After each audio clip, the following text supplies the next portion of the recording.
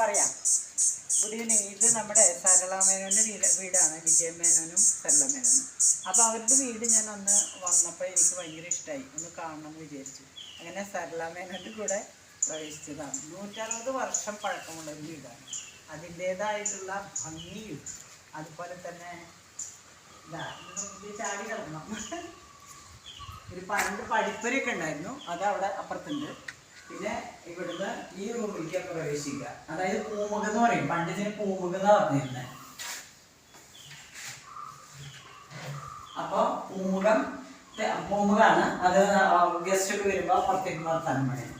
അത് കഴിഞ്ഞ് നമ്മൾ അടുത്ത ഈ വാതില് ഒരു പ്രത്യേക വാതിലാണ്, കൂട്ടും ഇതൊക്കെ പിച്ചള കൊണ്ട് പണിതിട്ടുള്ളതാണ്. അപ്പം അത് കഴിഞ്ഞിട്ട് നമ്മൾ ആ വാതിൽ തുറന്ന് പ്രവേശിക്കുകയാണ്. കട്ടലൊക്കെ ഉണ്ട്. അതിൽ പ്രവേശിക്കുമ്പോൾ അവരുടെ ഗസ്റ്റ് റൂം, അതിൽ പണ്ടത്തെ സോഫയൊക്കെയാണ്, അത്രയും പഴക്കമുണ്ട്. പിന്നെ ആ അറേഞ്ച് ചെയ്തിട്ടുള്ളതുണ്ട്, നമ്മുടെ തളിക വെച്ചിട്ടുണ്ട്. പിന്നെ അതുപോലെ കിണ്ടി, പിച്ചുള്ള സാധനങ്ങൾ, ചെമ്പിൻ്റെ ഒക്കെ. പിന്നെ അത് വിളക്ക്, അവരുടെ പൂജ ആത്മീയ ഗുരുവാണ്. പിന്നെ ഇതിങ്ങനെ അറേഞ്ച് ചെയ്ത് വെച്ചിരിക്കുന്നു. ഇത് വിളക്ക് വെച്ചിട്ടുണ്ട്, കുത്തുവിളക്ക്. അതൊക്കെ ഇവിടുത്തെ പ്രത്യേകതകളാണ്. ഇതിൻ്റെ ലൈറ്റ് എനിക്കറിയില്ല. അവർ ഫ്ലാഷ് ഇട്ടാ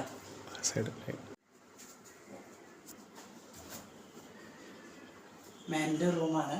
ഒരു മച്ച് പോലെയാണ്, പക്ഷെ അവരുടെ പടിഞ്ഞാറ്റുമുറി എന്താ പറയുക, അന്ന് ഇത് അറ്റാച്ച്ഡ് ആണ്, ഒരു ബാത്റൂം ഉണ്ട്.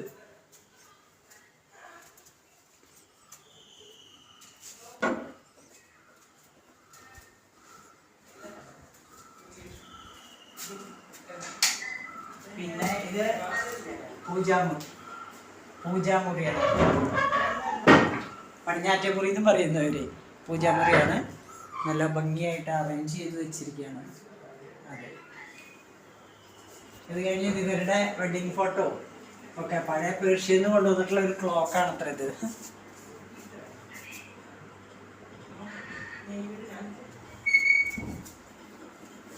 ഇത് അമ്മയുടെ അച്ഛൻ, അമ്മയുടെ അമ്മൂമ്മ. പണ്ടത്തെ ഡ്രസ്സൊക്കെ ഒന്ന് നോക്കിയോക്കൂ. ഇത് ഗസ്റ്റ് റൂമാന്നാ പറഞ്ഞത്, ഗസ്റ്റ് ഒക്കെ വന്ന് വരുമ്പോൾ ഇരിക്കാനായിട്ടുള്ള ഗസ്റ്റ് റൂം. പിന്നെ ഇതിപ്പോ സരളാമേനൊരു റൂമാണ്. ഈ തട്ടുള്ള റൂമിൽ ഞങ്ങളെ പറയാ മച്ച് എന്നാ പറയാ. എന്നാ നല്ല എയർ കൂളിംഗ് ആണ്. അങ്ങനെ ഇനിയുള്ളത് ഡൈനിങ് ആണ്. ഡൈനിങ് നല്ല വലിയൊരു ഡൈനിങ് ഹാൾ തന്നെയാണ്. നല്ല ഭംഗിയായിട്ടുണ്ട്. ഇതാണ് നെല്ലിടുന്ന പത്തായം. പണ്ട് ഈ എന്താ പറയാ, ഈ നമ്മളുടെ ആ സാധനത്തില് പത്തായത്തില് നെല്ലുണ്ടെങ്കിൽ എന്തോ ഒരു ചൊല്ലില്ലേ, ഉണ്ണിക്ക് എന്തോ ഒരു ചൊല്ലുണ്ട്. എലിപ്പത്തായം. പത്തായം നമ്മളൊക്കെ കേട്ടിട്ടുള്ളൂ. ഞങ്ങളുടെ വീടൊക്കെ ആകുമ്പോഴേക്കും 100-125 വർഷം പഴക്കമുള്ളൂ. അപ്പൊ അതൊക്കെ റൂമിൽ അറുമുറി ചെയ്യത്. പക്ഷെ അതിനും പഴക്കമുള്ളതാണ് ഈ പത്തായം. പിന്നെ അടുക്കള, അത് കുറച്ച് ഇപ്പൊ മോഡിഫൈ ചെയ്തിട്ടുള്ളതാണ് അടുക്കള. അതിൽ തന്നെ ഒരു റൂം ഡൈനിങ് ചെറുതായിട്ട് സെറ്റ് ചെയ്തിട്ടുണ്ട്. പിന്നെ വർക്ക് ഏരിയ നല്ല ഭംഗിയാണ് കാണാൻ. അതിലേറെ ഒരു എ സിയും വേണ്ട, ഫാനും വേണ്ട, ഒന്നും വേണ്ട. അത്രയും ഭംഗിയായിട്ടാണ്. കാരണം ചുറ്റും മരങ്ങളാണ്, നല്ല ഭംഗിയായിട്ടുള്ള മരങ്ങള് എല്ലതും. ജാതി, അതിൽ പിന്നെ കുരുമുളക് വെച്ചിരിക്കും, തെങ്ങ്, കവുങ്ങ്, മാവുകളുടെ ഒരു കൂട്ടാണ്. എല്ലാ ഫലവൃക്ഷങ്ങളും ഉണ്ട്. എന്താണ് ഇതിന്റെ പറയാ, കടച്ചക്കയുടെ കടപ്പിലാവ്, ഇടിച്ചക്കയുടെ പ്ലാവ്, കടച്ചക്ക, ജാതിക്ക. ഓക്കെ. മരത്തിന്റെ കോണിയാണ് അന്ന്. ശരിക്കും ഇത് സ്ലോപ്പായിട്ടാണ്, ഞങ്ങൾക്ക് കുറച്ചും കൂടി സ്റ്റീപ്പായിരുന്നു. ഇത് നല്ല സ്ലോപ്പായിട്ട് വെച്ചിട്ടുണ്ട്. ഇതിൻ്റെ സൈഡിൽ ഒരു ചെറുതായിട്ട്, അത് പിന്നെ ടെറസ് എടുത്തപ്പോൾ എടുത്തിട്ടുള്ളതാണ്. കയറിയാൽ നമ്മൾ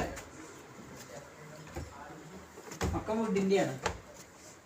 ഇനി ഇത് നമ്മൾ പ്രവേശിക്കുന്നു. ഇവിടെ ഒരു ഹോളാണ്. ഈ ഹോളിൻ്റെ 2 സൈഡിലും ഓരോ ബെഡ്റൂമുണ്ട്.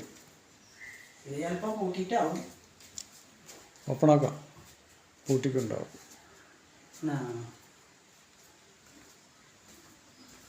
ഒരു നിഗൂഢത ഉണ്ടല്ലേ ഇതിലിത് തന്നെ പുള്ളി താമസിക്കണേന്ന് പറയുമ്പോഴേ. അതാണ്, ഒറ്റയ്ക്കാണ് ഇവിടെ താമസിക്കുന്നത് സർലാമ. ഈ കോണിപ്പടി വഴി വീണ്ടും മുകളിലേക്ക് മുകളിൽ നമ്മുടെ എന്താ പറയുന്നേ സാധനങ്ങളൊക്കെ വേസ്റ്റ് സാധനങ്ങളൊക്കെ അതിൻ്റെ മുകളിൽ ഇടുന്നുണ്ടോ. പക്ഷെ ഇവിടെ ചോർച്ച വരും. ഇവിടെ ടെറസ് എടുത്താലും ചോർച്ച ഇവിടെ വരുന്നുണ്ടാവും. അപ്സ്റ്റെയറാണ്, അത് ഷെൽഫ്. അതിന് നല്ല ലൈബ്രറി ഉണ്ട് ഇവിടെ. വർഷങ്ങൾ പഴക്കമുള്ള, എത്രയോ വർഷം പഴക്കമുള്ള, ചെതല് പിടിച്ചതും. പുള്ളി അബ്ദുൽ കലാം ആസാദിന്റെ ഒരു ആരാധകനായിരുന്നു വിജയ് മേനോൻ. ഞാൻ പറയാ, എനിക്ക് വിജയ് മേനോനെ കാണുമ്പോൾ എപ്പോഴും ഈ കലാം ആസാദിന്റെ ചായ. കാരണം നല്ല മാൻകൊമ്പ് ഇരിപ്പുണ്ട്. ഒരു മാൻകൊമ്പ് വുഡിൽ തീർത്തത്.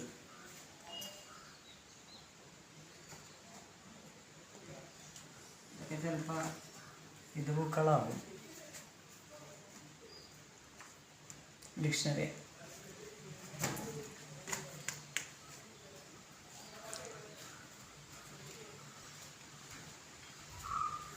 അബ്ദുൽ കലാമിന്റെ ബുക്സ് ആണ് പുള്ളി റീഡ് ചെയ്തിട്ടുണ്ട് അധികം. അതുകൊണ്ടാവാം എനിക്ക് പുള്ളിക്ക് എപ്പോഴും ആ ചായ തോന്നിക്കുന്നത്. സംസാര രീതി അത് നല്ല നല്ല രസമുള്ള ഇംഗ്ലീഷാണ്. കാരണം അത് ബോംബെയിലാണ് ജനിച്ചു വന്നത്. പിന്നെ സെൻറ് തോമസിലാണ് പഠിച്ചിരിക്കുന്നത്, തൃശ്ശൂരെ സെൻറ് തോമസ് കോളേജ്. അപ്പം അങ്ങനെ അതിൻ്റേതായിട്ടുള്ള ആ എഡ്യൂക്കേഷനും ആ കൾച്ചറും എല്ലാം ഒത്തുചേർന്നൊരു മനുഷ്യനാണ്. അതേപോലെ തന്നെയാണ് അവരുടെ ഭാര്യ സരള മേനോൻ. അപ്പോൾ ഓക്കെ,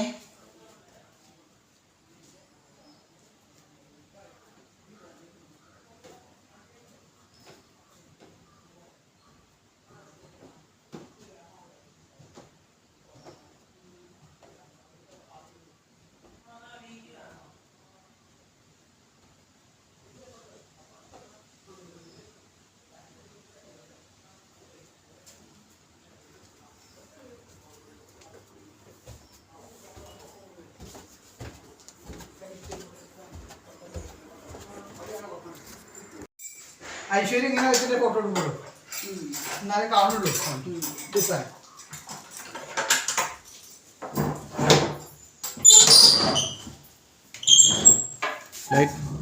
ലൈറ്റ് കയറി.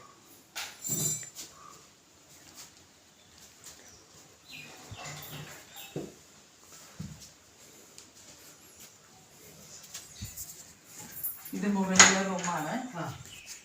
മുകളിലെ ബെഡ്റൂം. ഇതും തട്ടാണ്. സാധാരണ ഇതും തട്ടിടാറില്ല. ഇവിടെ മുഴുവൻ തട്ടാം. മുകളിലത്തെ റൂമിന് തട്ടിടാറില്ല ആരും, ഓട് മാത്രമായിരിക്കും. ഇതിപ്പോ തട്ടിട്ടുള്ളത് കൊണ്ട് ഇതും നല്ല കൂളിംഗ് ആണ്.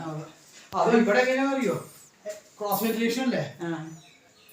വാതിൽ അടച്ചില്ലെങ്കിൽ 2 മണിയാകുമ്പോ ഭാര്യയും ഭർത്താവ് എണീറ്റിരിക്കും. പുറത്തോടെ ഇറക്കോടെ അവര് മറ്റേ അവസ്ഥയില് വരണേ. എന്താ തണുപ്പ്. രാജേഷും ഭാര്യ. രാജേഷും ഭാര്യ